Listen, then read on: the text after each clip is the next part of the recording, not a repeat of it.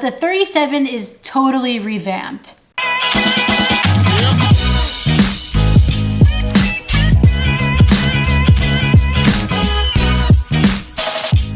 Good morning, YouTube. What's up, everybody? I hope you're safe and healthy and happy and all of the good things in all of the world. And something I just have to document is that it is a beautiful day outside, and I couldn't be happier. And I also couldn't be happier because I'm finally getting a run in a shoe that you guys have asked me about and that I've been really anticipating because of all the hype around it, and that is the Nike Pegasus 37. I'm sitting down because this is a little easier. So this isn't my first experience with a Pegasus. I also ran in the Pegasus 33 a couple years back. Here it is. I got some pretty good use out of this shoe. It's kind of banged up, dead. But we don't have to worry about that today because now we have the Pegasus 37, which has a whole new revamping. It's got a React midsole. It's got an airbag in the forefoot that's bigger and is also tailored to what women want, apparently. Ruby just yawned. Am I boring you?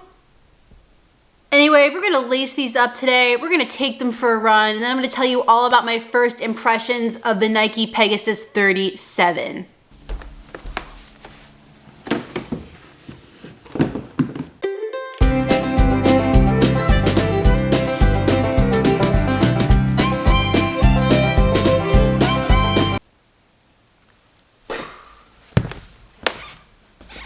I'm dancing, I'm popping now. My dancing is popping now. I'm dancing, I'm popping now. My dancing is popping now. I'm dancing, I'm popping now. My dancing is popping now. I'm dancing, I'm popping now. My dancing is popping now. I'm dancing, I'm dancing, I'm dancing, I'm dancing, I'm dancing, I'm dancing,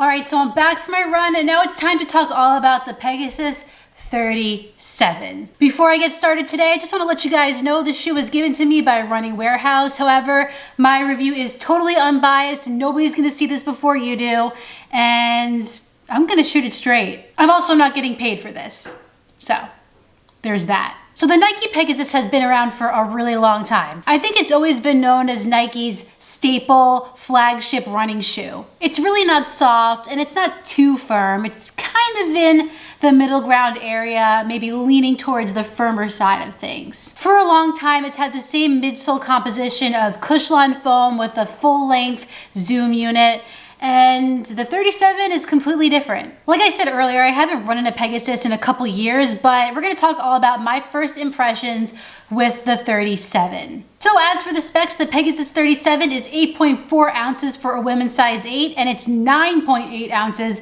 for my big 10.5 size foot. The 37 has a 10 millimeter drop with 28 millimeters of stack in the heel and 18 in the forefoot. And for me, this shoe ran pretty true to size. The upper of the Pegasus 37 is an engineered mesh, and one major difference here from the other Pegasus shoes is that the Flywire technology is gone. Nike is now using a band type lacing system, which works fine for me. I didn't actually have a problem with Flywire, so This is kind of whatever. I could take it, I could leave it. It's not really anything groundbreaking to me. But I was able to get a good lockdown fit in the forefoot and the midfoot of this shoe. However, the heel's a little bit of a different story. I have a couple runs in this shoe now, and no matter what kind of sock I wore, I was getting heel slippage every single time I ran. And that caused me to use the last loop on the lacing system, which then caused the laces to be really short. Now, the laces being short really isn't a huge problem. Once I did use this loophole, I was able to get a solid lockdown fit. Another thing that I want to point out about this upper is the tongue. It's asymmetrical, which isn't a problem, but I found it to be kind of short. The tongue was hitting my foot in a weird way, and it was definitely noticeable while I was running. Other than that though, I didn't mind this upper. It was fairly breathable and I didn't get any hot spots or blisters or discomfort. I also feel like this upper will be really durable and you'll get a lot of miles out of it. Moving on to the midsole of this shoe, this is where it gets a lot different. Nike has replaced the Cushlon foam and they've given us a full-length React midsole with a zoom unit only in the forefoot. Now what's really cool about this zoom unit is that it's different for men and women. The men's zoom unit is 20 PSI and the women's is 15 PSI because Nike says they've been talking to customers and women want a softer ride. I like a softer ride. I can definitely tell you that this shoe is a lot softer than the Pegasus 33 that I previously have run in. It's by no means a max cushion shoe. If you're looking for that, you're not gonna find it in the Pegasus. But it has enough protection to be comfortable in those longer runs. I took it out for 7 miles the other day and it was totally comfortable the whole time. I wasn't really desiring more underfoot. And I think what makes it so great and what keeps it alive is that zoom unit in the forefoot.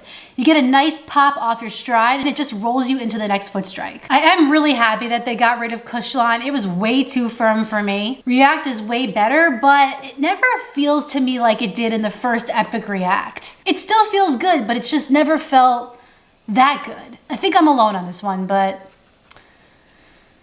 I gotta be honest. In general, I think the React mixed with that zoom unit is a really good combination that just gives you a good workhorse of a shoe. It's not too much of this, it's not too little of that. It's in the middle, it's the middle ground. If you're looking for a trainer that's not gonna make you feel bogged down like you have an anvil attached to your feet and you're crawling through cement, then this is a really good option. React foam has proved to be pretty durable for me.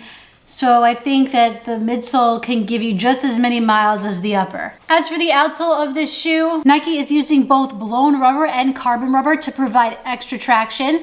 And they also brought back a new and improved waffle outsole design that's not only for durability, but also for some shock absorption. Here's a 37 and here's a 33. You can see that both shoes have that crash rail on the lateral side of the outsole, but the traction pattern on the 37 is way different and far superior than this guy. I had no problems with traction on this shoe. I took it on wetter days, I took it on dry days, I took it on gravel, dirt, pavement, concrete, grass. Passed with flying colors. And not only did the traction hold up well, but the rubber didn't get in the way of the ride of the shoe. And it just did what it was supposed to do, which is keep me from slipping and breaking my face. I think that this outsole can give you just as many miles as the midsole, which can give you just as many miles as the upper, which means this shoe is hella durable. Durable like hell. Oh, I have bad jokes. So far, the Pegasus 37 is a really fun shoe to run in. When I'm about to go for a run and I gotta pick which shoe I wanna wear, I'm kind of gravitating towards this right now. I still tend to prefer a more max cushioned ride, but for those days where I might be trying to pick up the pace a little bit and I don't wanna be sinking down into that midsole foam, the Pegasus 37 is where it's at. If you're interested in picking up your own pair of a Nike Pegasus 37, Running Warehouse has you covered. Just go down to the description of this video, click the link and pick up your own pair. It is an affiliate link, which doesn't mean much for you. It just helps my channel, which I always appreciate. And if you use my code RUNHELLER in all caps, you can get 10% off this shoe. And that is a great deal, like a really good deal. And for once, the colorways ain't half bad. Well guys, that concludes my first run impressions of the Nike Pegasus 37. I will be doing a full review on this shoe, so stay tuned for that in the weeks to come, or months, however long it takes me to run 50 miles in this shoe. If you enjoyed this video, please like it down below and subscribe. And when you're done with all that, hit that notifications bell down below so you can find out every time I upload a brand spanking new video. I have another video for you guys next week, but in the meantime, get out there, only socially distanced, get on the grind, and don't forget to run like heller. See you next time.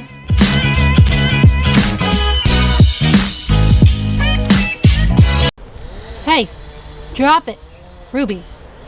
Rube. Oh, jeez.